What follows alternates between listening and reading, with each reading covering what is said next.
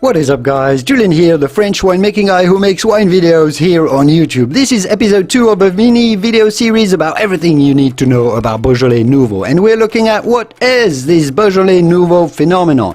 Well, Beaujolais Nouveau is the name of a wine given to wines coming from the Beaujolais wine region of France, which are released almost immediately after harvest, generally one of the very first new vino from the Northern Hemisphere released from the new vintage. In fact, one of the rare wines from the Northern Hemisphere that you can find before Christmas that features the same year on the label as the current year. For example, this year it'll be one of the rare 2019 wines that you will find in November and December 2019, just ready before Christmas.